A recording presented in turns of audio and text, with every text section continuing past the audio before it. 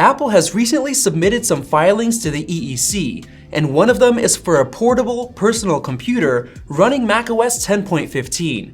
And based on past experience, this could only mean one thing, a MacBook. And it means that a new one is coming soon. But which MacBook? We don't know, but we do have a couple of ideas. So in this video, we're going to talk about the MacBook model we think it's most likely to be and why, as well as a runner-up possibility that isn't as likely, but would definitely be an awesome addition to the Apple MacBook lineup. With the success of the 16-inch MacBook Pro, including the new Magic Keyboard, which most people, including us, absolutely love, it would make sense for Apple to switch the rest of their MacBook lineup over to using that Magic Keyboard. The whole butterfly keyboard debacle was horrible for Apple. They went through multiple class action lawsuits and an expensive free repair program for MacBooks with butterfly keyboards. Not only that, but the general consensus was that all MacBooks with butterfly keyboards are flawed, and a lot of people chose to go with Windows laptops because of it. The only solution was to create a new keyboard, the Magic Keyboard, and people are loving it.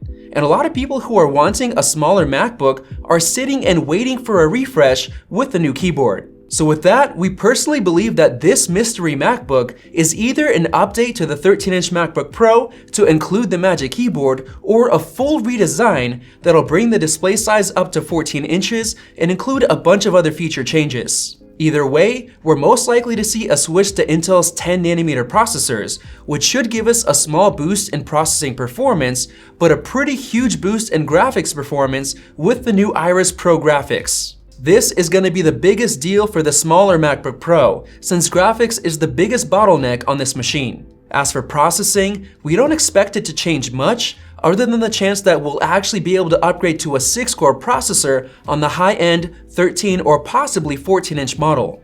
Now this would give us a big boost in processing power as well. We can also expect upgrades to battery life, possibly a thicker body with better cooling, better speakers, microphones, and more, just like we saw on the 16-inch MacBook Pro. However, don't get too excited. We here at MaxTech are pretty sure that only the higher-end $1,800 model is gonna be updated or refreshed with these new features, or at least at first. Now, why would we think so? Well, because it's happened before. In 2018, Apple updated the 13-inch MacBook Pro with the Touch Bar, a quad-core processor, and other features, but the lower-end $1,300 model stayed exactly the same for another year.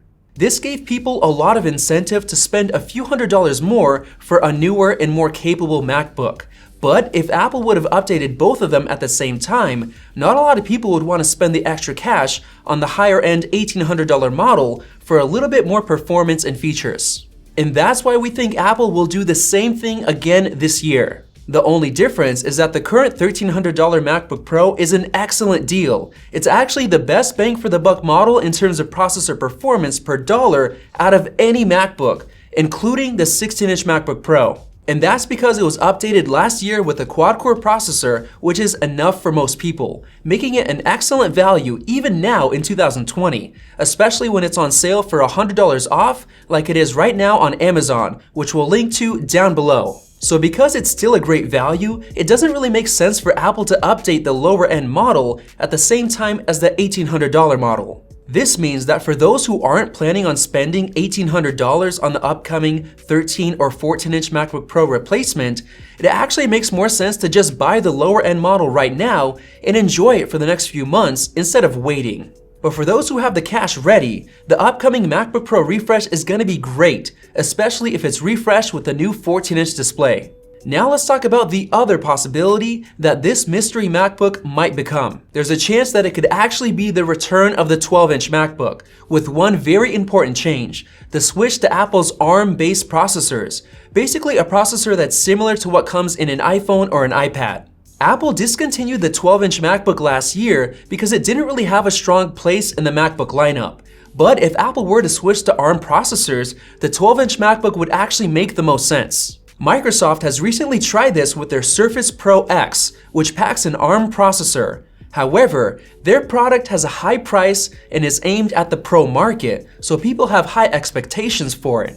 And unfortunately, the software is running a little bit behind, not being able to support all of the native 64-bit apps that many people expect to use on a Pro device, like Photoshop and other apps. It actually has to use an emulator to run 64-bit apps, causing them to run very slowly compared to what people are used to.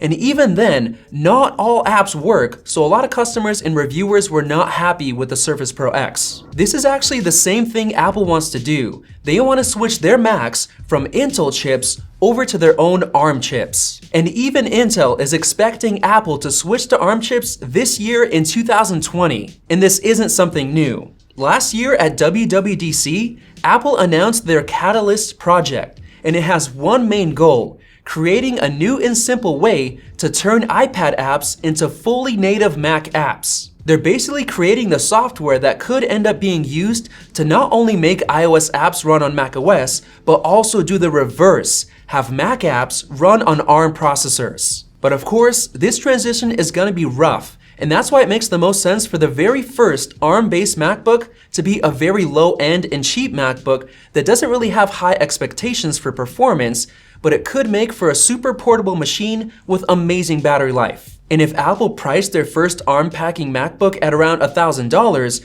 the bulk of the market will be using it for common tasks like web browsing, streaming video, and using simple apps. No one will be expecting it to have the fastest performance for a bunch of high-end apps, so there'll be less issues with it, and it'll allow Apple to start working on the software and getting it ready for the rest of their higher-end MacBook lineup. Now, I know it's much more likely that this mystery MacBook is a refreshed 13 or 14-inch MacBook Pro, but Apple is going to be switching to ARM processors soon, so there's always that small chance that it'll happen. But whatever it ends up being, we'll be right here making videos on it, so if you're not already subscribed, go ahead and click the circle above to do so right now, and check out one of those two videos right over there. Thanks for watching, and we'll see you in the next video.